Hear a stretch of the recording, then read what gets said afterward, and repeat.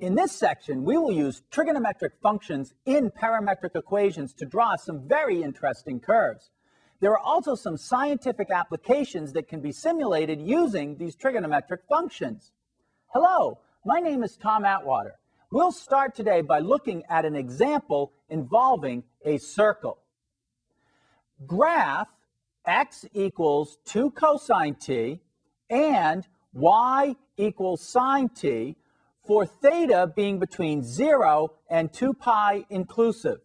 Then find an equivalent equation by using rectangular coordinates. Well, the first thing to do is to plug x equals 2 cosine t and y equals 2 sine t into the calculator in parametric mode. Then hit the graph key and you will find that that does in fact graph a circle, which of course is what we would expect. Do notice that on this graph, the window is -3 to 3 for x and -2 to 2 for y, and the reason for that is to make sure that we keep the ratio as 3 to 2 so that the circle actually looks like a circle and does not get stretched out. Now, in terms of the parametric equations and their equivalents, we know that a circle is x squared plus y squared. And we also know that it equals the radius squared, which of course, in this case, we already know is 2. So that would be x squared plus y squared. And let's show how we get it equaling 4 on the other side by taking the parametric equations we were given and plugging them in for x and y. So this is going to be x, remember, was equal to 2 cosine t.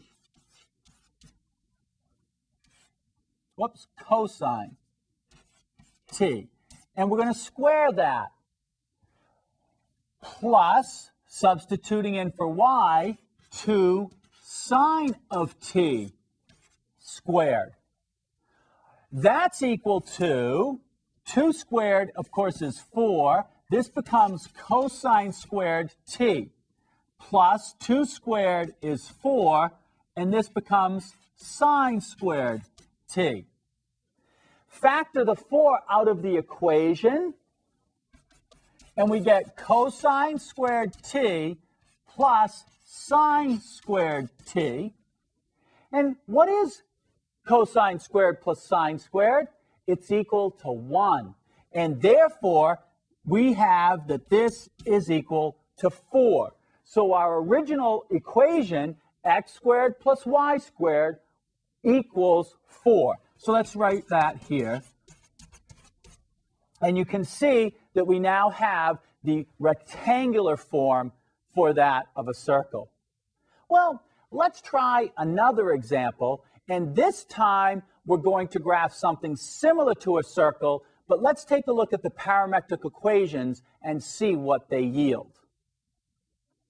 Graph the plane curve defined by x equals 2 sine t and y equals 3 cosine t for t in the interval 0 to 2 pi inclusive.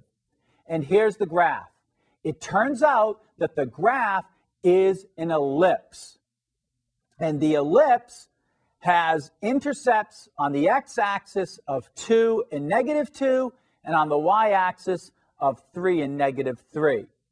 Now, if we were to go through the process of substituting the parametric equations for x and y, you would, or we would in fact get this equation for the ellipse, and that graph would be representative of that equation.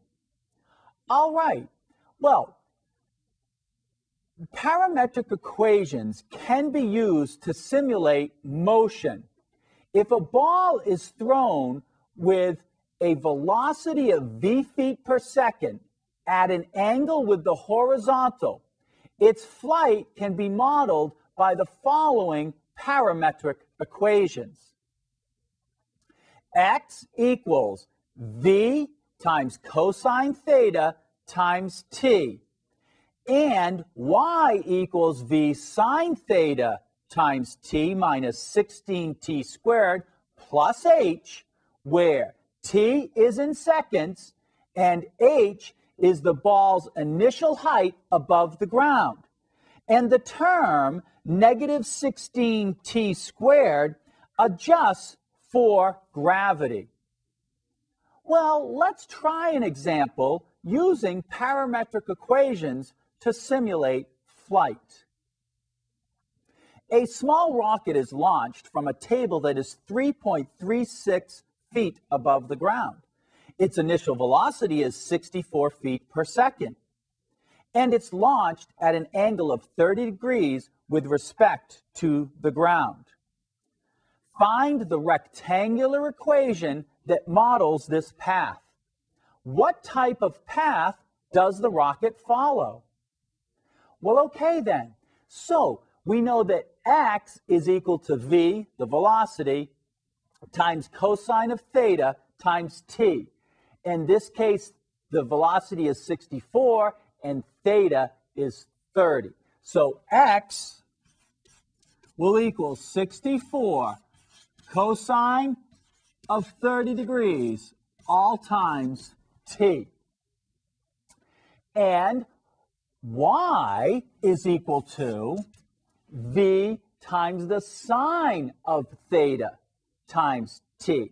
So v is again 64 sine of 30 times t. Minus now 16t squared plus the h. And the h, however, I can replace with my 3.36. Okay, let's simplify each of these equations a little bit further. The cosine of 30 degrees is the square root of 3 over 2. So x will equal 64 times the square root of 3 over 2t. That gives me a value for x of 32 square roots of 3t. Then let's simplify the y equation a little bit further. The sine of 30, of course, is 1/2. 1/2 of 64 is 32, so it's 32t. Let me rearrange this, though, to put the t squared first. So this would be y equals negative 16t squared plus 32t plus 3.36. So now I have my two parametric equations. What I need to do is actually plug the value here of x equaling 32 square roots of 3t, solving for t, and then plug that into the t value for y. So let me write that t is going to be equal to x divided by 32 square roots of 3. Now I substitute that in for t here and here. So that gives me y equals negative 16 x over 32 square roots of 3 squared plus 32 times x over 32 square roots of 3 plus my 3.36, which I'll put down here. And now I can simplify that a little bit further by squaring this term and canceling right here. So let me show you what that will look like. So that's y equals negative 1 over 192 x squared.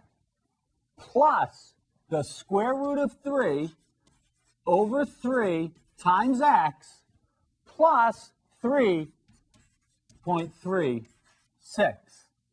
Well, we should recognize that then as following the path of a parabola. So this equation is that of a parabola, and that's the path the rocket follows. Let's use this example, but this time analyze the path of the projectile. Let's take a look. So the beginning of this is still the small rocket on the table at 3.36 feet above ground. It has an initial velocity of 64 feet per second. It's launched at an angle of 30 degrees. So the same problem. This time, determine the total flight time as well as the horizontal distance traveled by the rocket. So we have the same initial setup. That is to say, we use x equals 64 cosine 30t, and we use y equals 64 sine 30t minus 16t squared plus 3.36. And that gave us the equations that x was equal to 32 square roots of 3t, and it gave us the equation that y was equal to negative 16t squared plus 32t plus 3.36.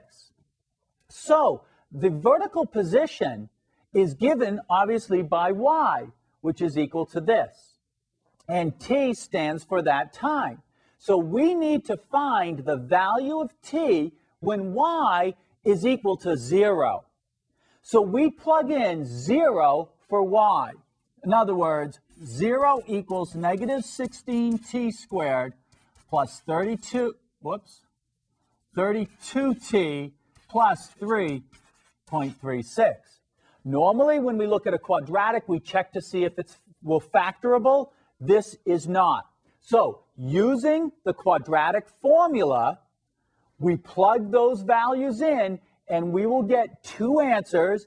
T equals negative 0.1, and we'll also get t equals 2.1.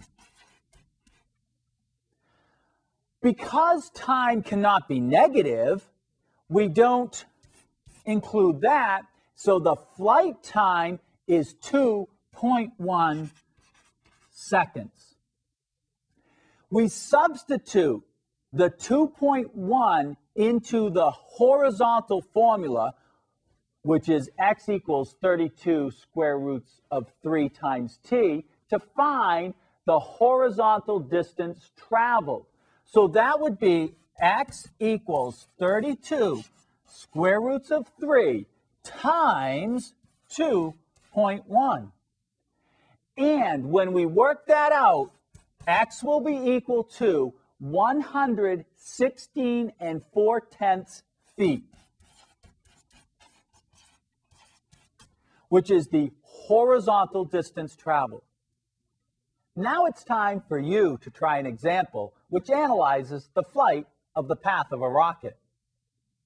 A model rocket is launched from the ground with a velocity of 48 feet per second at an angle of launch of 60 degrees with respect to the ground.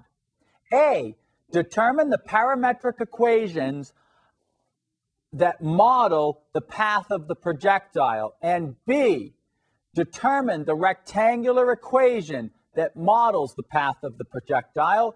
And C, determine the time that the projectile is in flight and the horizontal distance covered. Here's a graphic that tells you the information you need. It starts in the ground. The velocity is 48 feet per second. The angle of launch is 60 degrees. Find the parametric equations, find the rectangular equation, and then calculate the time in flight and the horizontal distance traveled. Pause the video while you work on this problem, and when you are finished, restart the video to check your solution.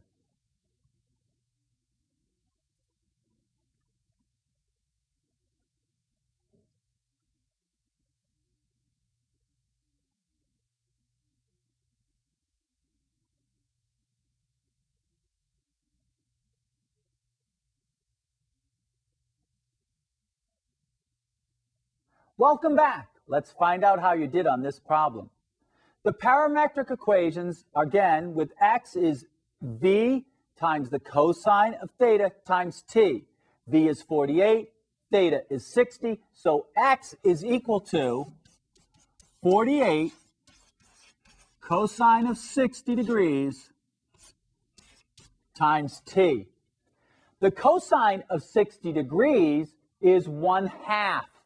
So x will equal half of 48, of course, is 24. We get x equals 24t. Well, what about y? Y is equal to v times sine of theta t minus 16t squared plus h.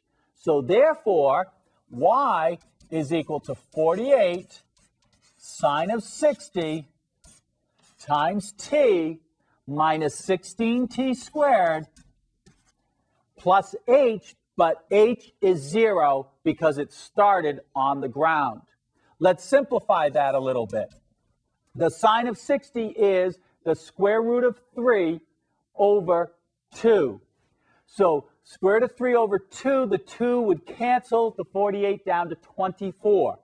So this would be 24t. I'll write the negative 16t squared plus the 24 square roots of 3 times t. So those are the parametric equations that you should have gotten for part A. Now for part B, we want to find the rectangular coordinate equation, which means we have to take this x equals 24t and solve for t. So t would equal x over 24. We need to plug that in for t, and that would give me y equals negative 16 x over 24 squared plus 24 square roots of 3 times x over 24. Simplifying that as much as we can, in other words, squaring the x squared over 24, and then canceling where possible, we get the answer y is equal to negative 1 over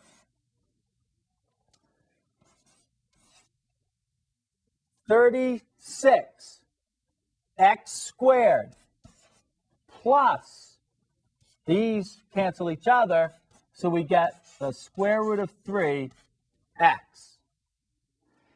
That gives me my rectangular equation.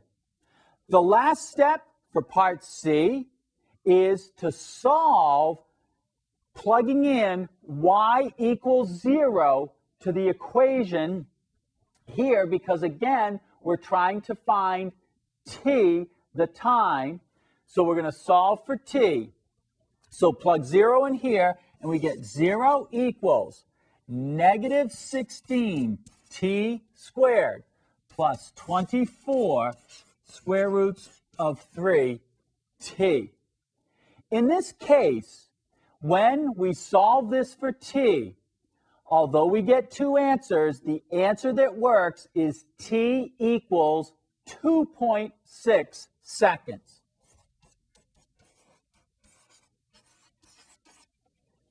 Now, we have to take that t equals 2.6 seconds and plug it back into the equation x equals 24 times t. So let me do that up here. It'd be 24 times 2.6. Multiplying that out, we get 62.4 feet. So what we have then is that the time in flight is 2.6 seconds and the horizontal distance traveled 62.4 feet. I hope that's the answer that you were able to calculate. Great job. In this section, we used trigonometric functions in parametric equations to draw very interesting curves. We also simulated a scientific application using the trigonometric functions. Be sure to work the exercises that your teacher assigns, and we'll see you next time.